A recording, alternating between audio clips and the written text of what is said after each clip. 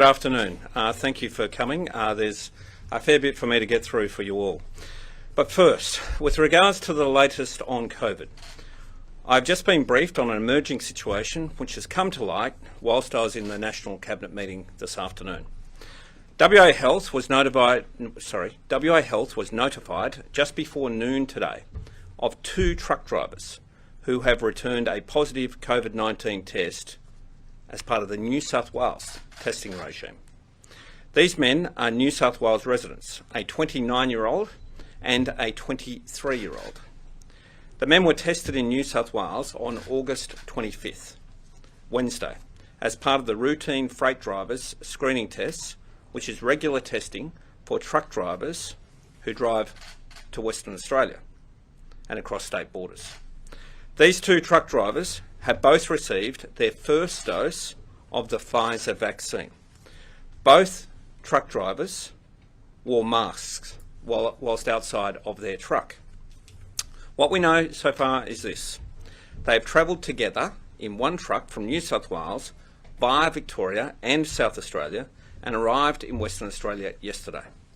On their way, the truck drivers stopped at the Yellowdine Roadhouse near Southern Cross, a service station in Norseman, and at the border checkpoint on the West Australia-South Australia border. The men eventually arrived at a warehouse in Kewdale last night. They reportedly slept in their truck last night and had minimal contact with others throughout their travel.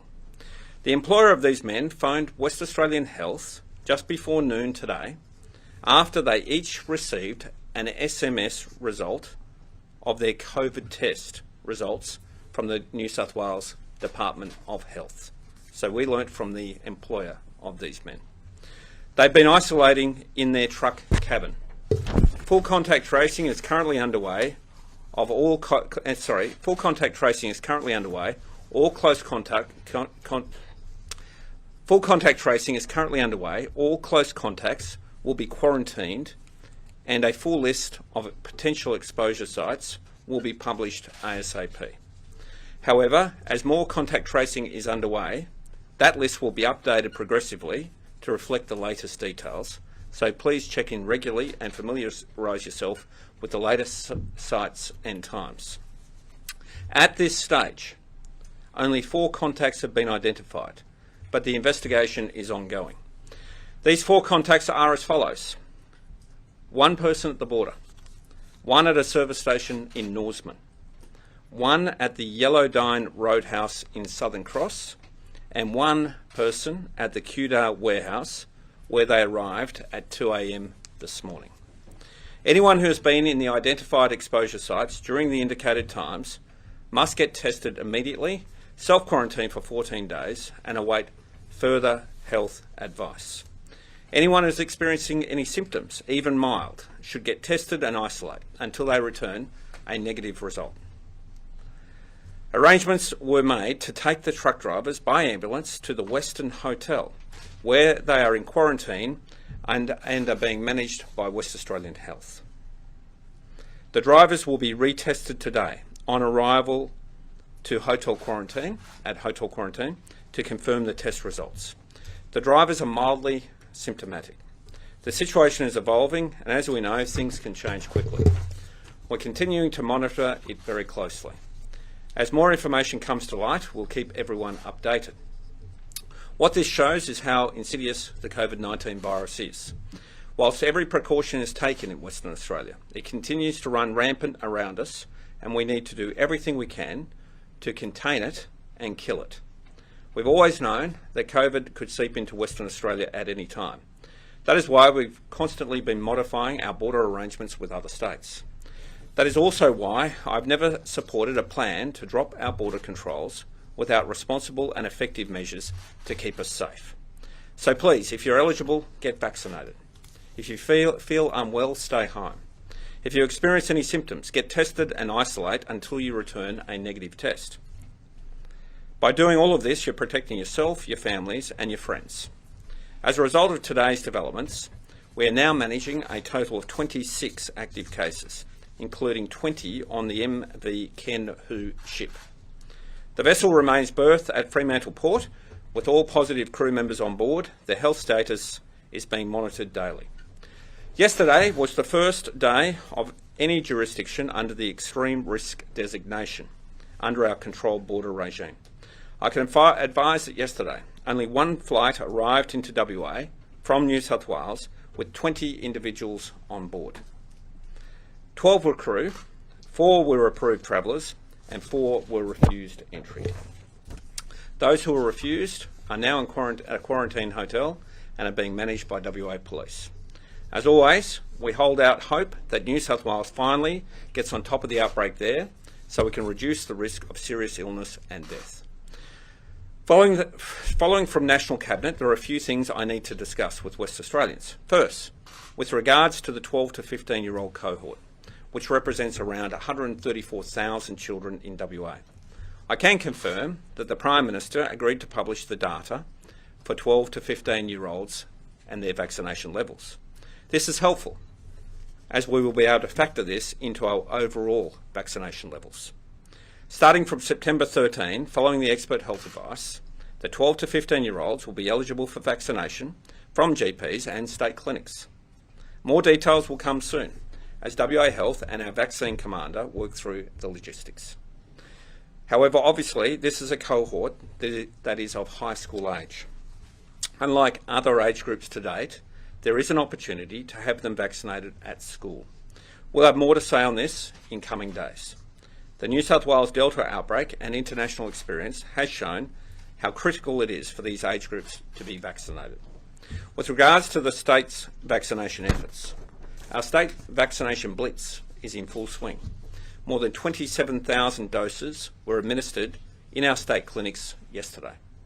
And our limited supply relative to other states continues to get snapped up quickly. Western Australians are doing the right thing and are eager to get vaccinated, as evidenced by the number of bookings. However, we are adding more appointments as supply becomes available. Thousands more appointments have just been added over the next 2 weeks at Claremont, Kwinana and Joondalup. And we encourage everyone to also take a look at what doses are available through GPs and pharmacies through the federal rollout. As always, we encourage everyone to get vaccinated as soon as possible. 49% of currently eligible Western Australians, that is currently people aged 16 and older, have received their first dose. That's over 1 million West Australians taking that first step, and nearly 30% are fully vaccinated. I want to remind everyone, demand for vaccination in Western Australia outstrips supply. WA has not received the same number of doses, in particular of Pfizer, as other states have. Quite rightly, New South Wales and Victoria and Queensland have received extra doses in their fight against the outbreak, and we have supported that. It's the right thing to do as an Australian. I want everyone in WA to get vaccinated as soon as possible. It's the best way to keep everyone safe and our only way out of this pandemic. In New South Wales, I note there has been a near 10% jump in hospitalisations today, and the situation will only continue to deteriorate.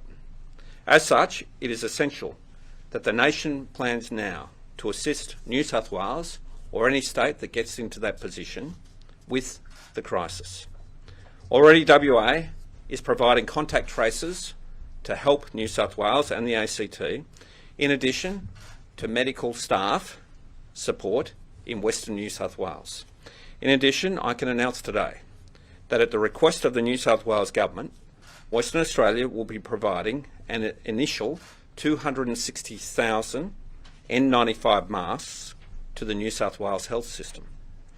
But it's clear we need a national plan to assist if and when things get worse in New South Wales. I raised that again at National Cabinet today. It's the compassionate, sensible thing to do, that is, Australians helping other Australians. With regard to the evacuation efforts out of Kabul, I can advise that 259 evacuees are now in hotel quarantine in Perth at the Hyatt Hotel. We had 101 arrive last night, taking the total to 259. Can I thank everyone involved in this effort? from WA Police, WA Health, Transport, Department of Premier and Cabinet and Department of Communities. It's an essential humanitarian effort during a pandemic, no less. The scenes out of Kabul are absolutely awful, shocking. And we can only imagine how the evacuees in their rooms at the Hyatt are feeling right now. It's essential that as Australians, as West Australians, we step up and help during this time of need. We all want the pandemic to be over. We all want our citizens to be vaccinated and life to return as much as it can to what it was at the start of last year. This week, quarantine-free travel resumed between Western Australia and South Australia, and I'm hopeful Queensland will follow soon. Today, new retail data showed that WA has the strongest annual growth in the nation, and as we know, we have the strongest economy in Australia. We want out of the pandemic just as much as anyone else, and the way to do that is to get vaccinated.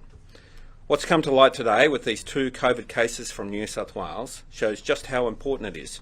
Everyone who is eligible should get vaccinated as soon as possible. I'll now take any questions.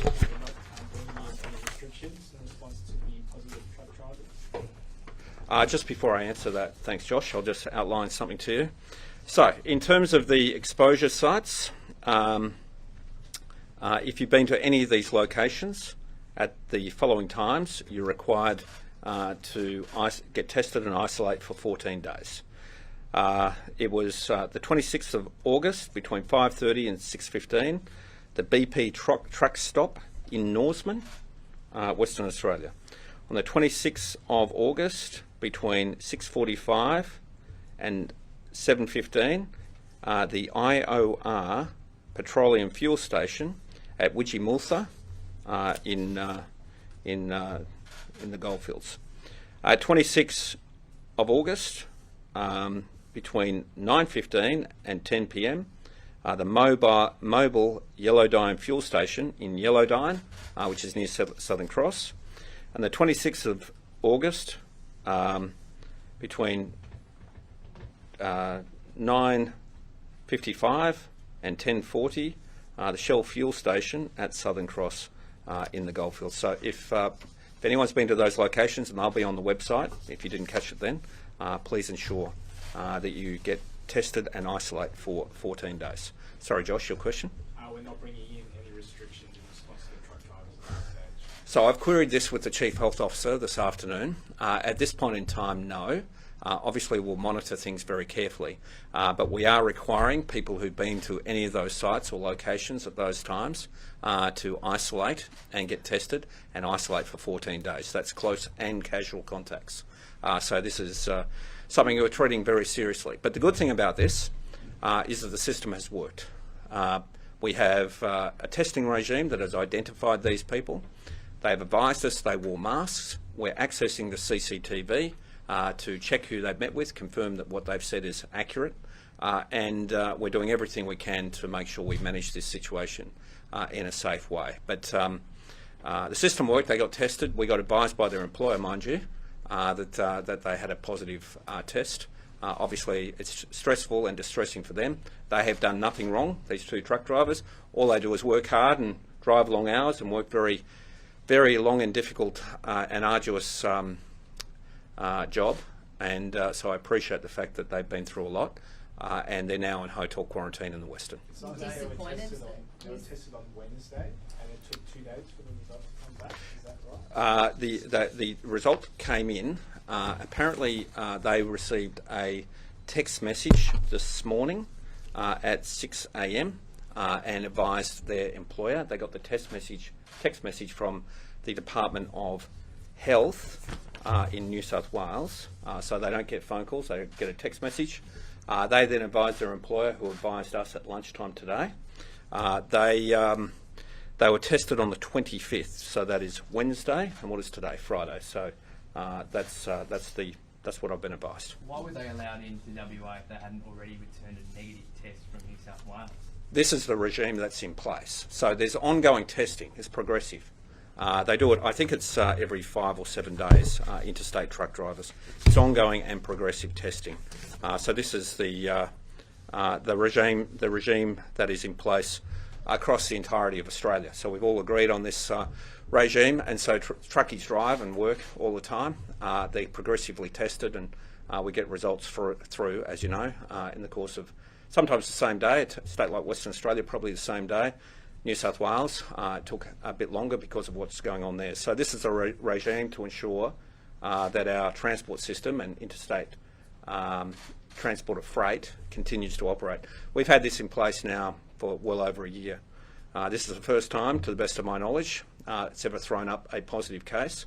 The good thing is both of them were in the same truck, both of them wore masks, both of them were vaccinated, and their employer has advised us on the same day as they received the results. So we're able to take action very, very quickly. Does this just press the need for mandatory vaccination across these kind of workers, truckers? Yeah, we've been pushing for that.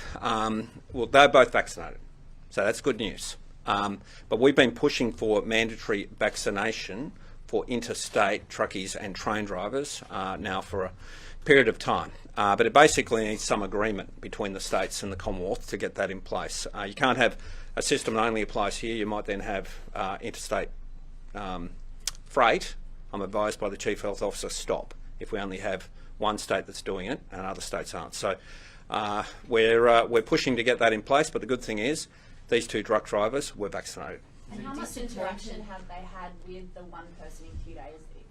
Is that the major part of concern? Well, there's been 4 people they've interacted with. I think 3 were at truck stops, like service stations. 1 was at the freight depot in Kewdale. All of those people are now required to quarantine and be tested for 2 weeks, and that system is being put in place. The advice I have is that's all it is at this point in time, which is great news. But obviously we'll continue to monitor and follow very, very carefully and closely this situation to make sure if there's anyone else that we follow them up. The people in question obviously have interacted in the course of the last day or so with these 2 truck drivers. So there's no prospect that they could be infectious, because it takes a little period of time for the virus to develop in your system if you acquire it before you can become infectious. So the fact they're now in quarantine and being managed is good, and that means the risk, according to the advice I have from the Chief Health Officer, is very low. Are you disappointed that you weren't notified by New South Wales Health, and is there a hole in the system there where jurisdictions aren't speaking to one another? Does there need to be some kind of national register that you can keep track? I am a bit surprised. I would have thought that would happen, but obviously New South Wales is going through some pretty extraordinary stuff at the moment and probably a bit overwhelmed by what's going on. But certainly it would be great if we were notified. Look, they may well not have known where these people were, because they're truck drivers, so when you think about it, I've just thought about it, they probably wouldn't have known where these 2 gentlemen were. So I suppose it is understandable they didn't let the West Australian government know, because they wouldn't know that they were in Western Australia. They just sent out a text message to them to advise them that they're positive. So I suppose I'm not surprised. I'll retract what I just said. The New South Wales government wouldn't have known those 2 truck drivers were in Western Australia. So therefore, it's great the employer let us know. The regions of WA have got lower vaccination rates. Is this an example of why we really need to focus on those areas for WA? That's right. That's right. Everyone needs to get vaccinated. There's opportunities out there to get vaccinated. There's the state clinics, there's GPs, there'll shortly be pharmacies. There's opportunities there to get vaccinated. That's why we can't take it for granted. I know we live in a state that's done incredibly well. We haven't had big outbreaks of COVID, but you never know what's around the corner. That's why we have to get vaccinated as soon as possible. We haven't had the additional supply. I know we're getting attacked by various people. The Federal Treasurer's launched a bit of a spray at us today, but we didn't get the additional supply that New South Wales got. I mean, you know, it's frankly pretty unfair to be attacking a state that didn't get additional supply for not vaccinated at the same rate as the states that did. So once we get additional supply, we'll roll it out. But I'll just say to everyone, please go and get vaccinated as soon as you possibly can, particularly vulnerable groups, particularly Aboriginal people, regional communities, those people who are perhaps a bit hesitant. Have a look at what's happening in New South Wales. Please go and get vaccinated. There's disagreements at national cabinets among whether 12 to 15-year-olds should be included in the Sorry, I couldn't understand the start of your question, Josh. It seems like there's disagreements between the states and territories and the Commonwealth over whether 12 to 15-year-olds should be included in the vaccination threshold. Well, they're going to be published. So they're going to be published. The Commonwealth will publish them. I suppose each state can sort of look at it as to what they do, but you know, I think it just makes sense that we incorporate them. So that'll be our approach. So WA won't consider itself to reach 70 or 80% unless 12 to 15. Unless Well, they're part of the eligible population. They're part of the eligible population. I think, you know, I think this is a bit of a, you know, argument about. It's not. We just want to get them vaccinated. I think that's the most important thing. Once you're eligible, get vaccinated. I'd urge parents with kids who are 12 to 16 years of age, please schedule them in to get vaccinated. Over time, we'll ensure we roll out vaccination programs into schools. But it's very important for the safety of yourself and your children, and particularly your grandparents, that kids get vaccinated. Do you think you went a step too far in removing the compassionate travel when you went to the extreme border? No. Obviously, police will manage that, and they'll take account of individual circumstances. We're just trying to keep the state safe. What we've seen today with what's happened with these truck drivers out of New South Wales shows just how serious the situation is there and how risky it is for all other states, particularly COVID-free states. So that's why we've done what we've done. And we're just trying to ensure, whilst we get our population vaccinated, that as best we can, we keep the virus out. But as I've said repeatedly, I can't guarantee it. I can't guarantee it. We're in a world with Tasmania, South Australia, the Northern Territory and Queensland, where we're COVID-free. But you never know what's around the corner. We have the Ken Hughes ship with 20 people on it. We have truck drivers. We have flight crew. These things are all risks, and we do our best to manage them, but they're all risks. So we will remove as much risk as we can, but you never know what's around the corner. Do you see issues arising as we move through the phases of the plan if the federal government is considering only over 16s as part of that 70-80% threshold? And No, I don't think it's that big an issue, and I'm sure the ACT was very forceful about what they've done. I just think the fact they're publishing the data is great news, because that will give us a read on where kids are at, and also I think give some impetus and encouragement to parents to get their kids vaccinated. It's been reported that there was new modelling done by the Doherty Institute that suggests there's no, big difference in hospitalisations and deaths if you open up with thousands of cases as opposed to the 30 that was in the initial modelling. Was that presented at the National Cabinet today, and do you accept that that's the case? Yes, we had a long conversation about that. I think the Commonwealth will release information around that in coming weeks. But, you know, clearly, if there's thousands of cases out there, when you start, how would I put this? If there's thousands of cases out there, and those cases are then seeded, if you like, into a jurisdiction without COVID, obviously a risk is much higher. It's much higher. So that's the problems of that's the problem that jurisdictions that have no COVID face. And I raised that point today. You know, the idea we just deliberately infect our citizens if we have no COVID when we get to 70% two-dose vaccination, I just can't do, because people will die, and we'll have huge dislocation. It's different for other states. So states that have COVID positive people, it's different. So Victoria, New South Wales, potentially the ACT, it's different.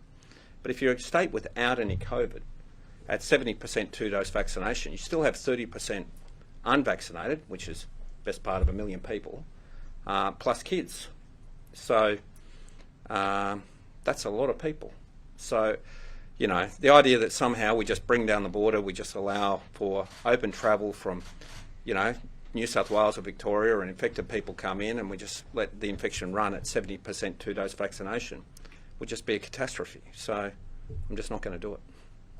New South Wales is also reportedly. But obviously, that if we do have COVID in the community, if we can't be successful in keeping it out, well, obviously all those analyses change. So, you know, a state like us, a state like Tasmania, which use our isolation to advantage, the whole idea that at 70% vaccination you deliberately infect people, I just can't tolerate. New South Wales also has made vaccinations mandatory for school teachers from September 9, I think it is. Will WA follow suit, and healthcare workers as well? Not at this point with school teachers. We're certainly looking at the healthcare workforce, a bit like the interstate truck drivers, which we've put on the national agenda now for weeks. Port workers, those sorts of people, absolutely. School teachers, not at this point in time. Just the medical staff that we've already sent, did you say? What medical staff come? So we have sent the former Chief Health Officer, Dr. Taram Weeramanthri. He's in Western New South Wales, I'm advised. What I put on the agenda today, again, was we need a national plan to assist New South Wales if necessary. So I think, how would I put it, the Commonwealth Department of Health is working up a plan for sharing of resources for jurisdictions that might really need it. And so New South Wales is obviously the one at this point in time. What we've also done is provide New South Wales with 260,000 N95 masks. So we'll be sending them to New South Wales shortly. Their health system will need it and we will provide it. So we're doing everything we can to assist New South Wales during their time of need. The heavy haulage industry wants rapid antigen testing on key routes in WA and also out-of-hours vaccination, out-of-hours vaccination for truckies.